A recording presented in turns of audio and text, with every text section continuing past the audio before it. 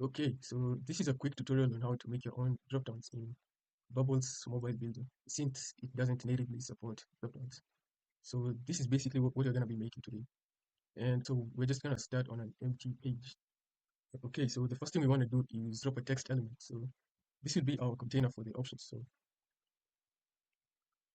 yeah, and then we'll make a state called options. This is basically going to hold our states. So I'm going to pick this one because it has two options, this option set. And yeah, so we'll also drop a sheet. And inside the sheet, we're going to put a list. So this is where we're gonna list our options. So we'll set it as the same type as the state in the text. Okay, so and lastly, we also have to change this as well to the display. Yeah. Okay, so when a user clicks our text, we want to show the sheet. So it's pretty simple. So just show an element called sheet.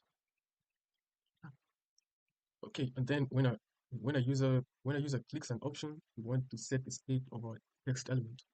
So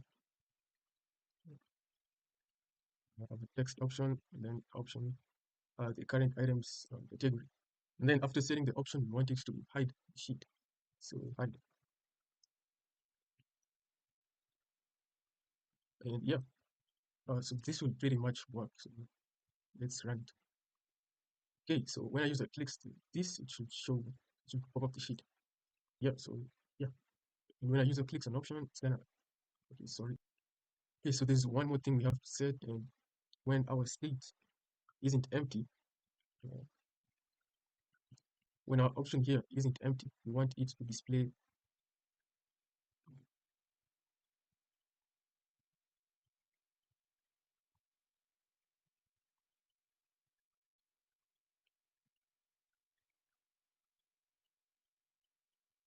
Yeah, okay, so when it's not empty, when this value isn't empty, we want it to display our option, the selected option. So let's run it.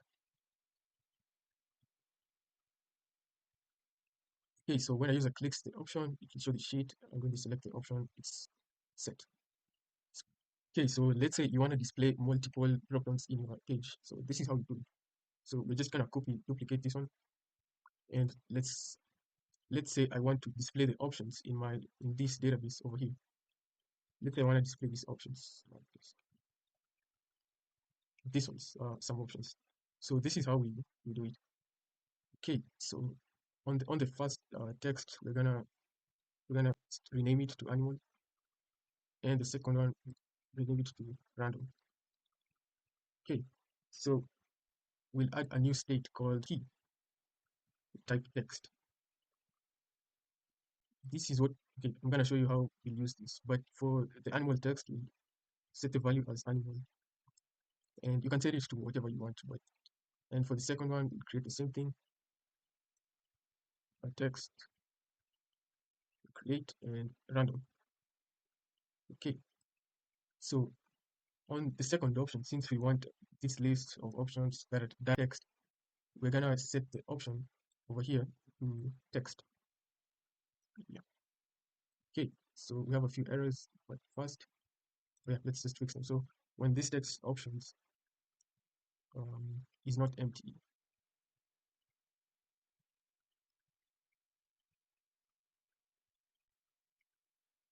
yeah, we'll just set it to the text options. So yeah, basically when this isn't empty, it's gonna set the new text over here. Okay, so the second thing we want to do is what happens when a user clicks. So when a user clicks the text element, we'll add another step called that we use to display the key text in a group. So let's make the group first. So yeah, and then we're gonna put this group in a floating group over here, and we'll rename it to, and it's gonna hold text. So yeah, so when a user clicks this, it's gonna display the type of text over there. So let's set it up. So display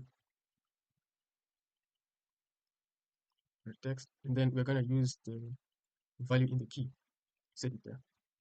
Okay, so we'll do the same thing for this one. Let me just go here. do the exact same thing for the second option. So first thing is to display the data and show alignment. Okay, so the next step we want to do is yeah, the list for the second items for this second option. So we'll just add another list over here in the sheet, and we're gonna call this list random. Okay, so we want the data from here to display the list. So it's type text. Then we're gonna do a search for test, test, yeah. And then we want the field, the second field, so it's gonna be this one, each item is some options. Okay, so we have two lists in our sheet, but we only need them to show up when a particular option is clicked. So for the first item, we're gonna set it as not visible in page load, and it's only visible when var text is our first options. Our first options key visible. So it's only gonna be visible if the first option is clicked. And we'll do the same for our second list. And we'll change this to so this one to our other text. Yeah. We also need to change the type of data in our new list. So to this one. So we'll set it as the current the current items text. Okay. Also, I think I mismatched them. So this one needs to be text. The other option, sorry. Random. Yeah. And we're gonna make the same change to the other one. And text. Yeah, text animals key. So it's only visible when the data in this group is the same as our option. So let's run it and see if it works. Okay, so before we check it works, I think I forgot to do another step. So over here, we want our new list to set the state of our new option.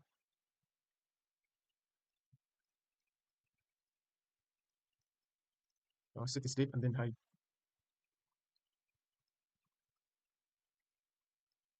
Okay, so let's try to see if it works.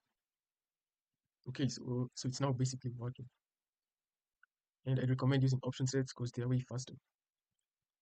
But yeah, it still works. And then the last thing is saving your data. So let me try and save the data in this table over here. Called, yeah, this one. So yeah, we have the same type as our option set. So yeah, it's just good.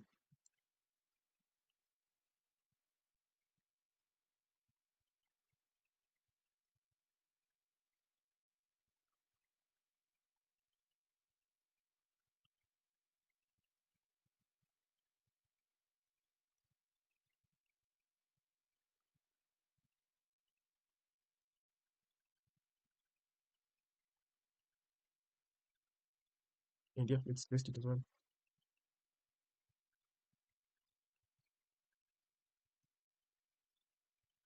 And yeah, basically that's it. So yeah, you can see our two options. Yeah.